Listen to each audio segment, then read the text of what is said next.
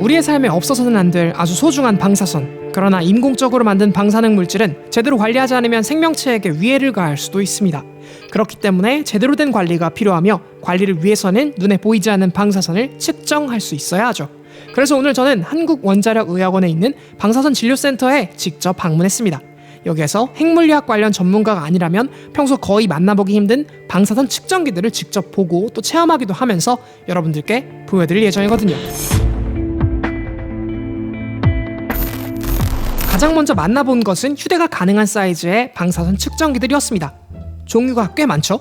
이렇게 많은 종류가 있는 것은 상황과 용도가 다르기 때문이라고 합니다. 직접 사용하는 장비들인가요? 네, 다 저희가 쓰고 있는 것들입니다. 가장 일반적으로 쓰는 게 이 장비입니다. 이제 이건 갑자기 소리가 나네요. 그냥 기계 스스로 셀프 체크 테스트고요. 이 공간 안에 방사선이 얼마나 있다, 이걸 측정하는 기계이기 때문에요. 예. 가장 기본적인 측정 장비라고 생각하시면 됩니다. 단위가 여기 보니까 나노 시버트 퍼 아워 이렇게 되어 있네요. 맞습니다. 더 최신 버전이고요. 아하. 이게 좀 더 오래된 모델. 이렇게 바뀌고 있는 분위기입니다. 이거를 네. 들고 비행기 안에서 아. 방사선을 측정하는 모습을 본 적이 있거든요. 그렇다면 그래도 제 기준으로 봤을 때는 검출기 선택을 잘했다. 이것도 똑같이 그러면은 자연 방사선을 재고 네, 맞습니다. 그런 보시면은 건가요? 똑같이 마이크로 시버트 단위로 표현했을 때 0.3, 0.35 정도 되는데 이 정도로 서로 기계가 다르게 나오는 게 당연한 겁니다. 왜냐면 워낙 작은 양의 방사선이 랜덤하게 측정되기 때문에 네. 이 정도 차이 나는 건 당연하게 받아들이시면 됩니다. 이제 이게 일반적으로 가장 많이 쓰는 거고요. 네. 또 어떤 상황이 있냐면은 만약에 방사선 나오는데 이게 어떤 방사선인지 모르겠다 할 때 이제 저희 팀에서 쓰는 거 얘인데요. 얘는 방사성 물질의 종류를 알아내는 그런 휴대용 기계입니다. 그러니까 선원이 어떤 선원이냐, 네, 맞습니다. 어떤 원자가 방출하고 있느냐를 네. 알아낼 수 있다는 네. 말씀이시군요. 예를 들면 이 장비를 이용해서 네. 원래 방사선이 측정되지 않아야 되는 곳에서 측정됐을 경우에 네. 이게 과연 원인이 무엇인가? 예를 들면은 병원 갔던 환자가 맞은 방사선 의약품을 가진 환자가 침을 뱉거나 해서 우연히 측정된 건지, 아니면은 산업용 방사성 물질이 어떻게 잘못 누출된 것인지 그걸 구별해야 되거든요. 그때 사용하는 게 얘입니다. 얘는 기본적으로는 똑같이 선량이 찍히고 있는데 예. 이거 기능 중에 하나가 방사능을 분석하는 기능이 있습니다. 선량도 나오고 그 방사선이 무엇으로부터 나오는지를 보여주는 네. 기계인 것이군요. 네. 실제로 선원을 하나 놓겠습니다. 선원이 있군요. 네, 이게 선원인가요? 선원이란 방사선이 나오는 원천을 말합니다.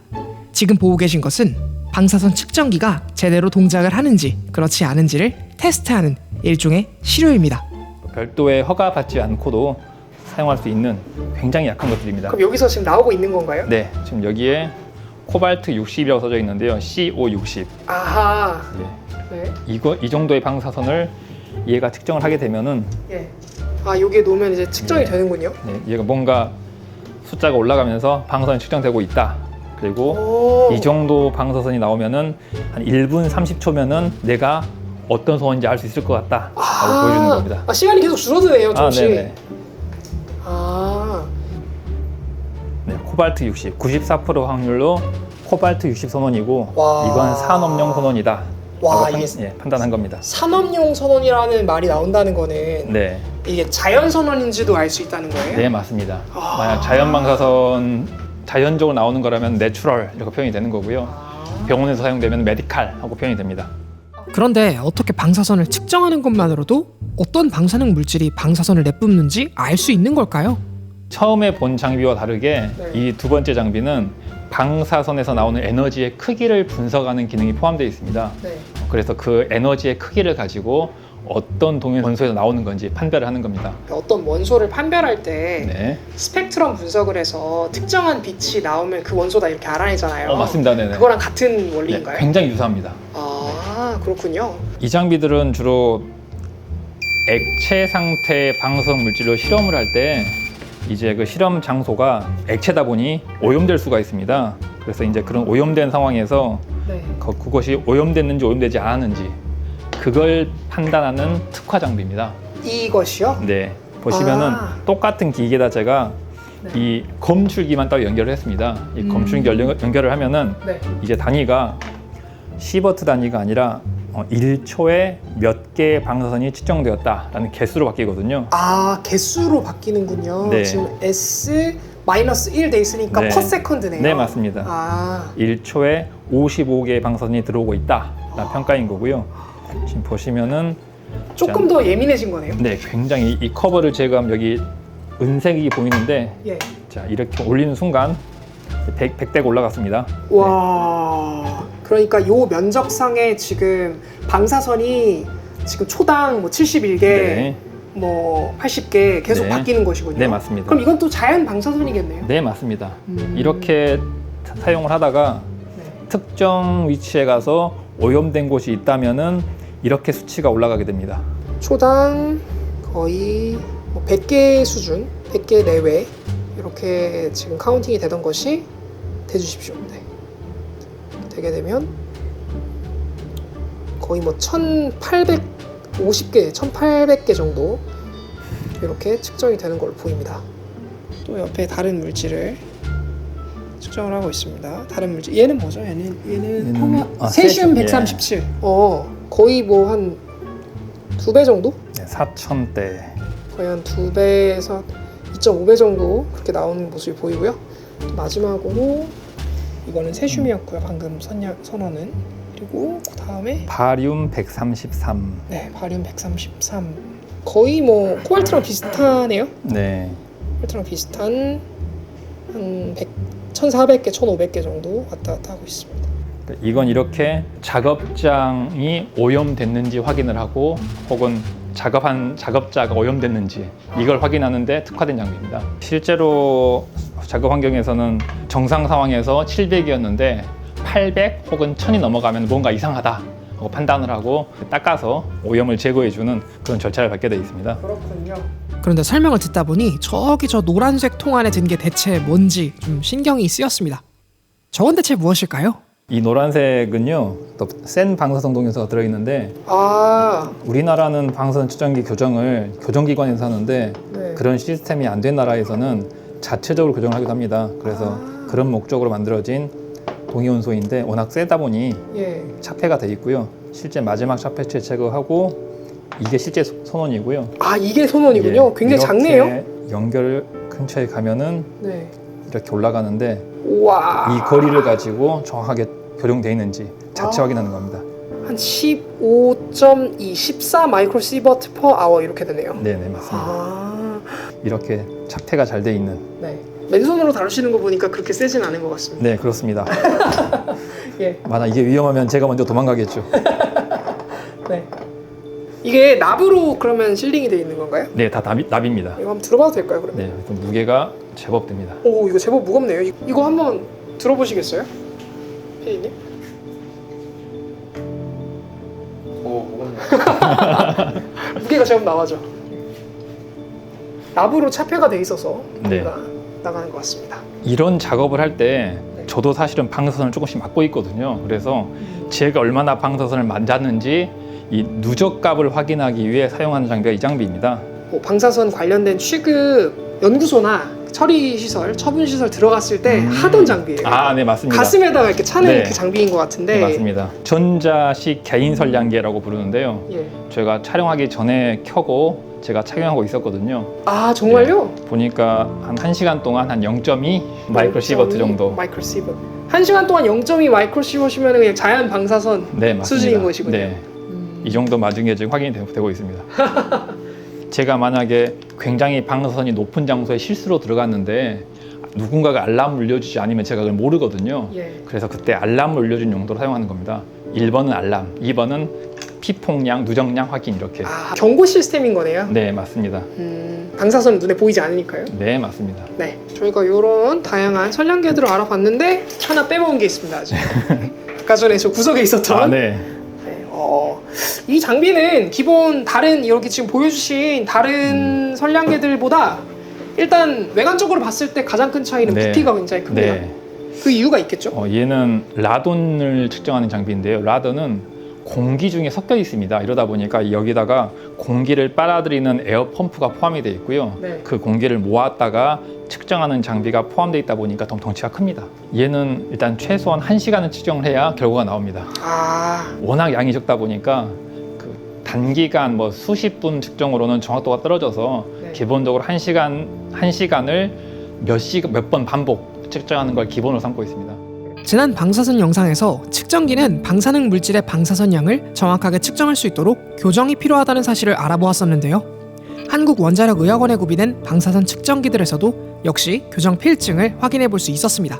바로 여기, 그리고 또 여기에도 붙어 있네요. 그렇다면 실제 상황에서는 측정기들을 어떻게 활용할까요? 직접 방사선을 취급하는 연구동에 가서 방사선 측정기를 어떻게 사용하는지 시연을 부탁드렸습니다.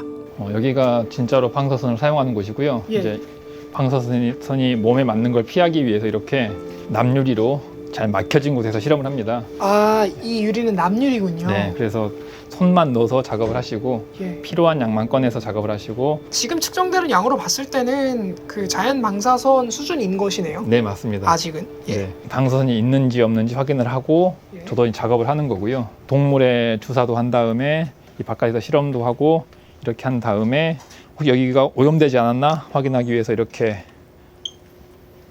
확인해 보고, 혹시라도 테이블이 오염됐는지 예. 혹은 바닥에 떨어졌는지 네. 이렇게 확인을 해보고 이상이 있는지 없는지 확인하는 절차인 겁니다. 지금까지는 외부에 유출된 방사능 물질의 방사선을 측정하는 기기들을 알아보았는데요. 그런데 경우에 따라서는 방사능 물질이 체내에 유입되는 경우도 있잖아요. 이럴 때 사용하는 방사선 측정기도 물론 있다고 합니다. 바로 이것인데요. 생각보다 덩치가 아주 크더군요. 그 인체 내부에 뭐 방사선 핵종이나 이런 것들이 존재하게 되면 네. 이게 어떻게 보면 방사선을 내뿜으면서 조직에 영향을 주잖아요. 네. 예, 그때 이제 그 내부피폭이 어느 정도 되는지를 평가하는 장비입니다. 아, 이렇게 생겼군요. 겉으로 네. 봤을 때는. 이게 어떤 때 쓰냐면 그 내부피폭이 의심되는 뭐 방사선 작업 종사자나 뭐 일반인들이 직접 인체를 직접 측정하는 장비입니다. 예. 측정하게 되면 이제 뭐 그 인체 내에 존재하는 뭐 방사선 핵종이 어떤 건지, 그리고 또 얼마만큼인지 정성 정량 평가가 가능합니다. 여기까지 왔는데 또 안 측정해 볼 수 없잖아요. 그래서 직접 측정기에 들어가서 제 몸 안에 현재 방사능 물질이 있는지 알아보았습니다. 한번 그러면 결과를 볼까요? 예, 유의미한 값이 있는 피크가 발생을 하지 않았다라고 보시면 됩니다. 이게 일반적인 사람들의 스펙트럼입니다. 아, 제 스펙트럼이자 맞습니다. 네, 일반적인 맞습니다. 사람들의 스펙트럼인 네, 것이군요. 맞습니다. 요즘 보면 몇 가지 색깔이 조금 있죠? 이렇게 색깔이 있어요. 맞습니다. 저게 예. 조금 들여다보고자 하는 좀 맞습니다. 유의미한 주요한 핵종- 에너지들이. 예, 맞습니다. 주요한 방사선 물질에 대한 거를 저희가 시각적으로 보기 편하게 하려고 저렇게 색칠을 해놓은 거고요. 아하. 네, 색깔의 의미는 크게는 없습니다. 보기 편하게 하려고. 이렇게 유의미한 값이 있으면 네. 어떤 몸속에 인체내 방사선 물질이 있으면 이렇게 위와 같이 이런 이렇게, 식으로 올라오는군요. 예, 확실한 피크가 생깁니다.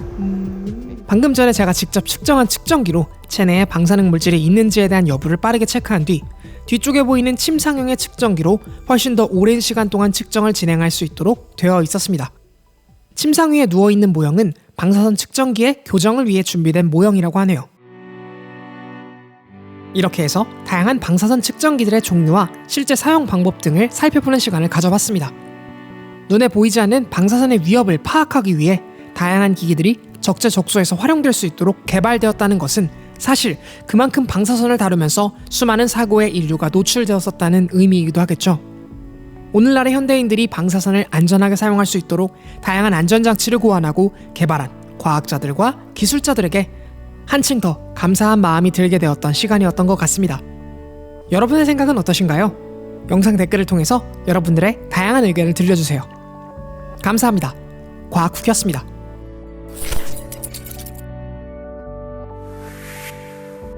안녕하세요. 과학후기입니다. 과학과 공학, 기술, 과학사회학, 그리고 과학철학 및 과학기술 정책 등을 다루는 종합과학 채널입니다. 이번 영상은 원자력안전위원회, 한국원자력안전재단, 그리고 한국방사선안전협회의 제작 지원을 통해 제작되었습니다. 영상 제작이 가능하도록 취재, 예산 지원 등 전반적인 지원을 해주신 원자력안전위원회, 한국원자력안전재단, 그리고 한국방사선안전협회에 다시 한번 감사의 말씀을 드립니다. 지금 보신 이 영상이 여러분들께 유익하였거나 소소하게나마 즐거움을 드렸다면 좋아요를 통해 여러분의 의견을 보내주세요. 그리고 앞으로도 과학쿠키 채널의 콘텐츠를 계속 만나고 싶으시다면 채널에 구독을 부탁드릴게요. 과학쿠키 채널 운영에 도움을 주고 싶으시다면 설명란에 있는 링크 또는 구독 버튼 옆에 있는 멤버십 가입으로 채널에 후원을 해주실 수 있습니다. 좌측에 크레딧으로 올라가고 있는 모든 분들께서 후원을 통해 채널 운영을 도와주시고 있습니다. 채널의 성장과 발전에 도움을 주시고 계신 모든 후원자분들께 다시 한번 정말 감사드립니다. 끝까지 시청해주셔서 정말 감사드리고요. 전 또 다음 영상으로 여러분들을 찾아뵙도록 하겠습니다. 언제나 그랬듯 과학을 쿠키처럼.